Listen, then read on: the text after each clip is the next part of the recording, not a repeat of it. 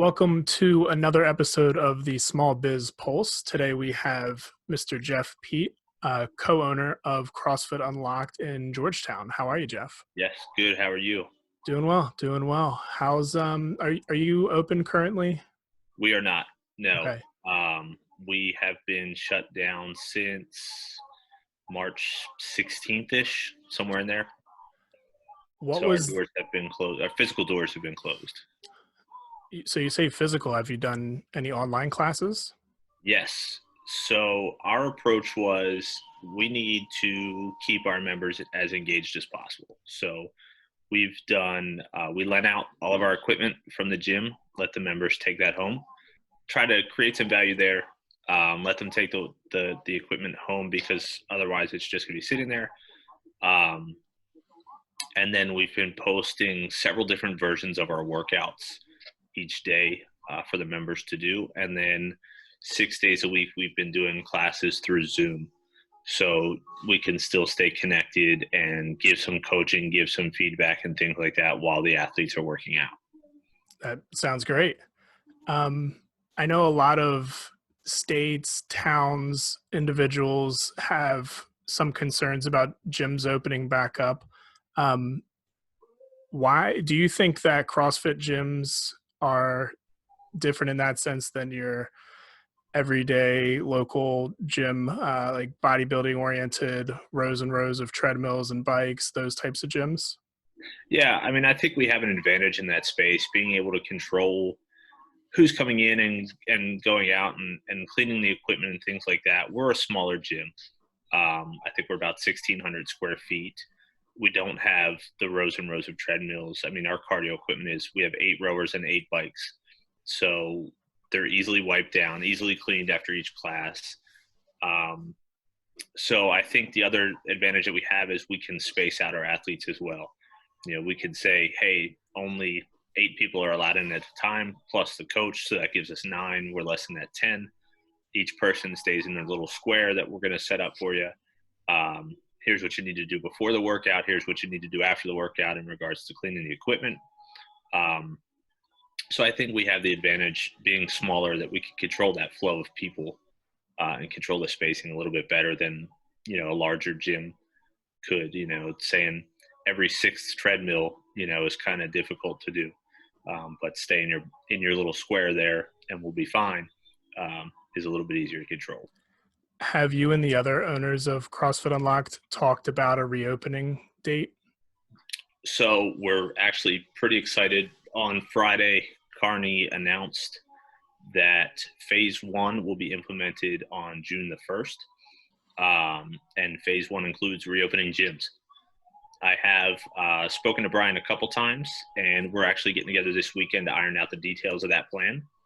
And we also have a group text going through Facebook with all the CrossFit affiliate owners in the state.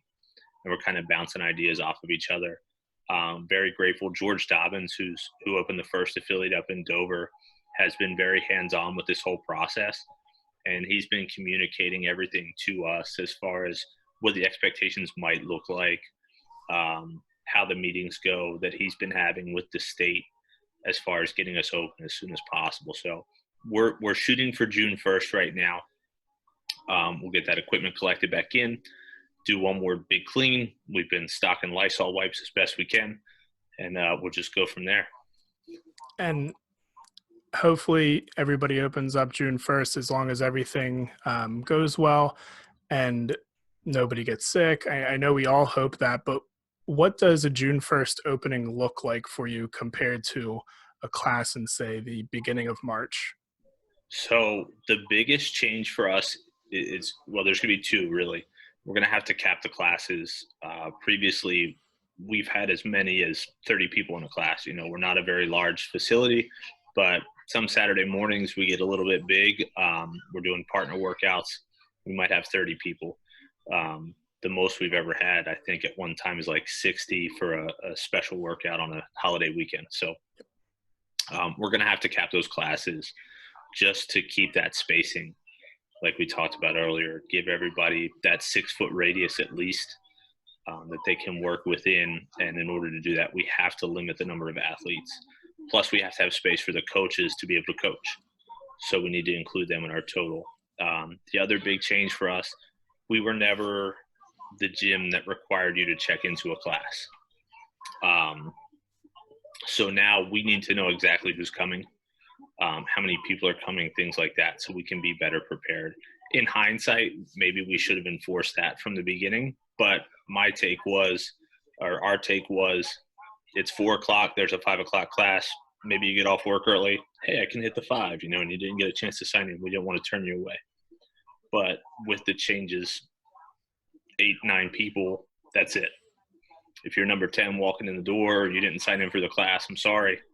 I hate to be the bad guy, but hopefully that only happens once, and you won't be too disappointed when it does. Certainly. How many active members do you have? Right now, active, we're between hovering somewhere around 60 to 70. We did have a couple of people drop off in the last couple of months, which makes sense. Certainly can't blame anyone for making that choice. We hope to have them back when the doors reopen. So, but right now we're between 60 and 70. Carlos Casas is a franchise owner of Urban Float, who I spoke with a few weeks ago. So he's the individual owner of the specific Urban Float in Rehoboth. You are the individual, you and the other owners of CrossFit Unlocked own CrossFit Unlocked in Georgetown.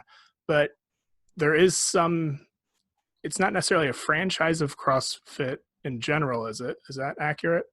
It's not a franchise in the sense that they don't, CrossFit as a parent company, if you will, is totally hands off. They don't tell us what we have to do as far as the number of classes.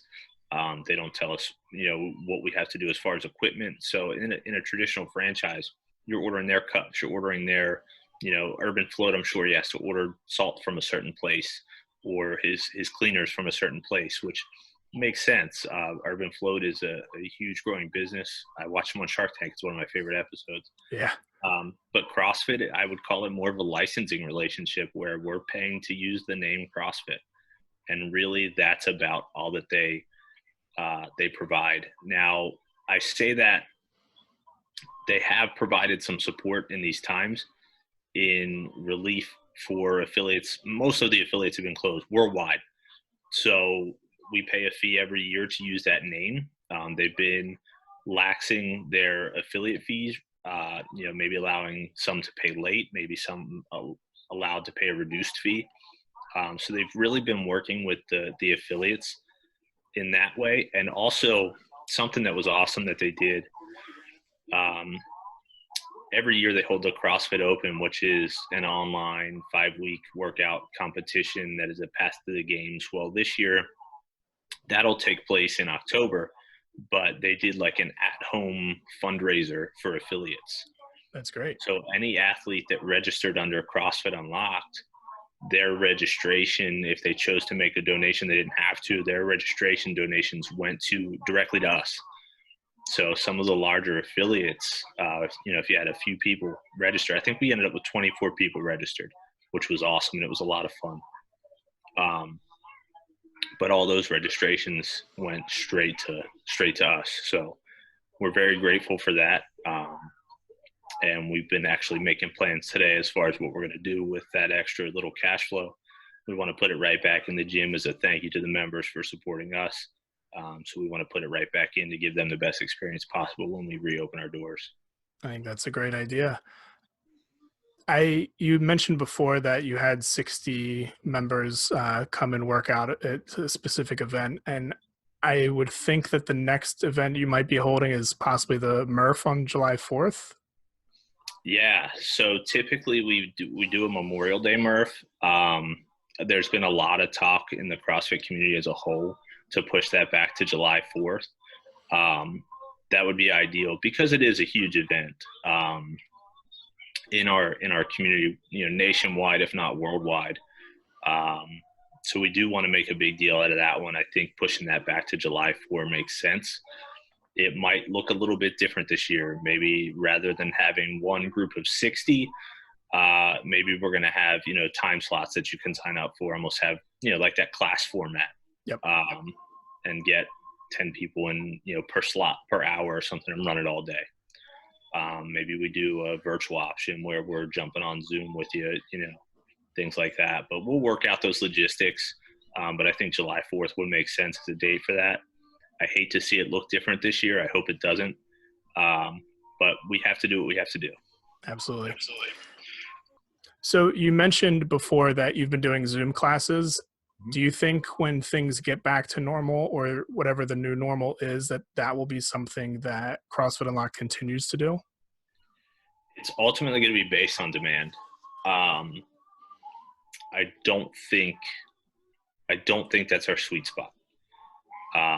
As the constraints relax and we're able to get back to more sense of normal, I don't think that's where we're going to be, because it's not an ideal situation for us to do what we're doing for the members.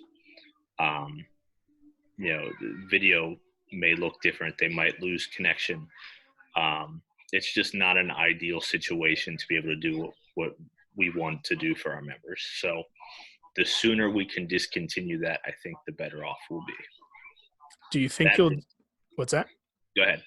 I was going to say, do you think that there will be any pivot in terms of your online presence, whether it's not necessarily classes like you just kind of mentioned, but maybe more videos of workouts or instructionals, if people are going to be, if you're only going to have 10 people come into classes and they keep missing the boat on their opportune class time, but they want to keep up with things at home and they have some equipment at home, is there going to be any type of back and forth available there if they're still paying for a monthly?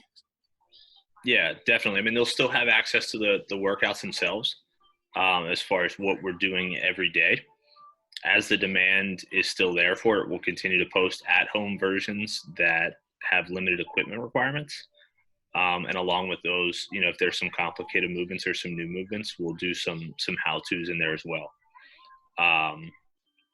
As far as the back and forth, we have a Facebook page that's open only to our members.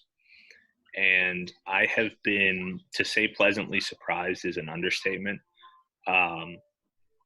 just so grateful for the amount of engagement on that page and the amount of interaction between the members, because honestly, like, you can work out anywhere, right? But one of the biggest things that we pride ourselves on is our sense of community. And to be able to take that from a physical space and have it translate to a digital space the way that it has been absolutely incredible. Now, during this time, is there any way that somebody who doesn't necessarily want to come to a CrossFit class, or it can't really give you their money in that fashion, is there any other way that they can support you? I don't think there is. We love to have that engagement on social media. Our social media has been pretty quiet during this time because we've been focusing a lot on communicating with our members through that closed group.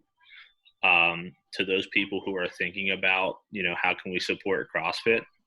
I would invite you to reach out to myself, reach out to Brian. That's Brian DeLeon. Yeah, Brian DeLeon, yeah, our co-owner, my business partner. Reach out and say, hey, I want to be involved, and we can talk about that. But ultimately, we'd hope to have you on board as a member. Now would be an interesting time to join, but that June 1 date's coming soon. So if you have been thinking about CrossFit, I know a lot of people right now are struggling with their fitness in these times. What I'll say is that you can go from couch to CrossFit pretty quickly. Don't feel like you have to get in shape before you start, because that's our job, is to get you in shape.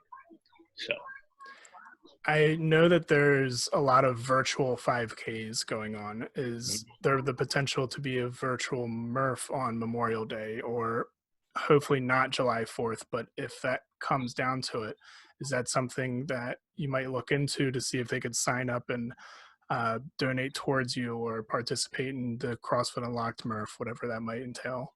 Yeah. So I mean, if we did something like that, I don't think there would be any fee for it or anything. There's probably some companies out there who are exploring a way to make it a fundraiser, whether it's for affiliates or for some sort of veteran group.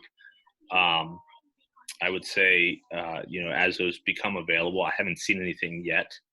But as those become available, if that's an option, we'll certainly share it out, not only to our members, but externally as well. All right. Well, Jeff, I'll leave all the information down below to where people can reach out to you and Brian. And I really appreciate your time. Is there anything else you'd like to say to the listeners? No, just stay safe, guys. Be smart, make good choices. That's what I always tell my students. Make good choices. If you're worried about something, don't do it. If you're not, go for it. But stay safe. That's the moral of the story. Keep you safe, keep your family safe, and stay healthy. On June 1st, we'll be back open, so we hope to see you then. All right, everybody go follow Jeff on Facebook at CrossFit Unlocked. Yeah, man. Thank you. Thank you. See you, Jeff. See ya.